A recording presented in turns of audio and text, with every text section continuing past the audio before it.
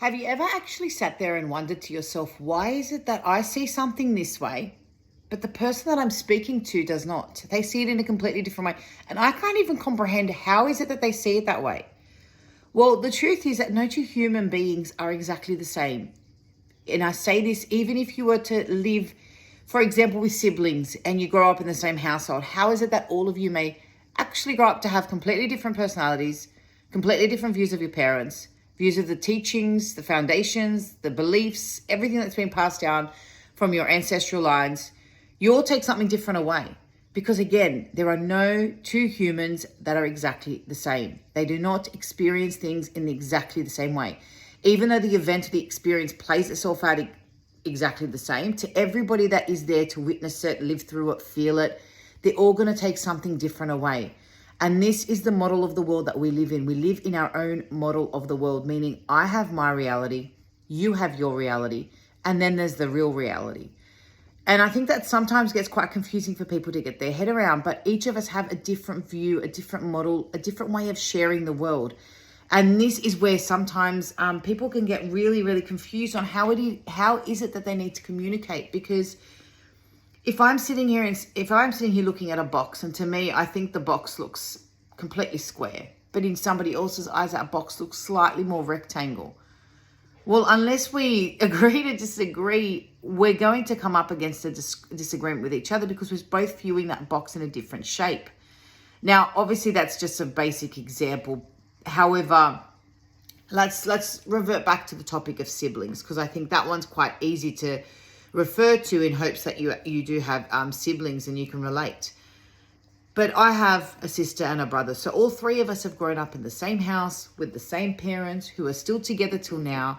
We witnessed the exact same teachings. We witnessed the same events, the same experiences. My parents were actually very fair in how they shared events with us, presents, gifts, anything like that. They were always actually extremely consistent on if one of you has it, all of you have it, or if one of you has it and the rest can't, then no one has it. It was kind of a rule in the house, I should say.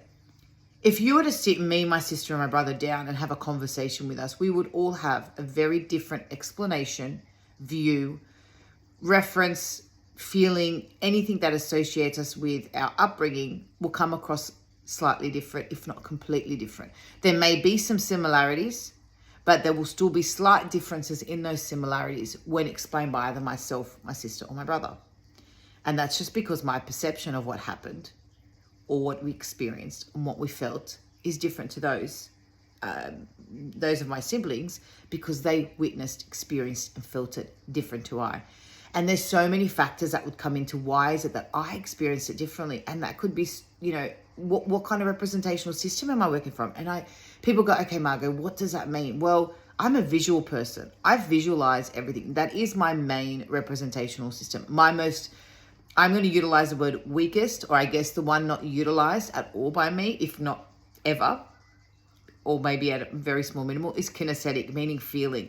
It's quite rare for me to really feel something. Okay, so yes, I do have feelings. Yes, I do feel things, but it's not my main driving representational system that I operate from. I am very visual, so I will see things, and the next thing I'm auditory digital. So it's like the pattern of how you visualize your external events, external experiences that are coming out from the outside world out there, internally into yourself. And my sister and my brother have, again, very different representational systems where there are some similarities. We can obviously connect on the similar views, but where there are differences, we're not going to exactly see eye to eye.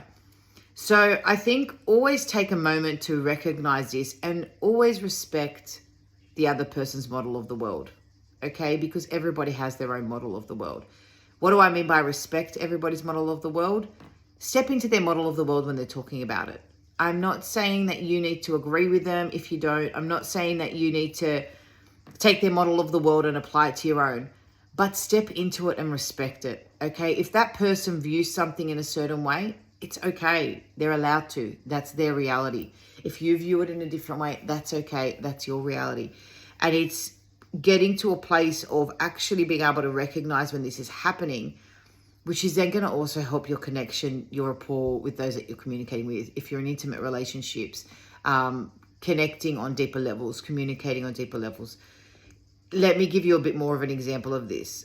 If someone was to say to me, for example, every time I watch TV, I don't know, Bugs Bunny keeps jumping out of the screen. Now, some people would go, oh my God, really? Bugs Bunny, is there something? Do you need to see a doctor? You know, they'll go down that path. I would turn around and say something like, wow, Bugs Bunny jumped out of the screen. God, I wish it was Daffy Duck. Does that mean that I've just okayed their behavior? See it how you want. No, I've stepped into their model of the world. And I have accompanied it by saying, wow, Bugs Bunny for you. Well, Daffy Duck would actually serve me. I could even go as far as saying, oh, wouldn't you like it to be, I don't know, some particular famous person that's going to actually give you something even more than what Bugs Bunny's going to give you, because he's going to come out of the screen with a carrot in his hand.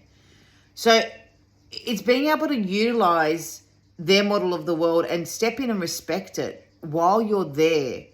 Because especially in a coaching relationship, the last thing I'd want my client to do is feel like I'm challenging them or make them feel like how they view the world may potentially be silly or something's actually more a topic they need to focus on.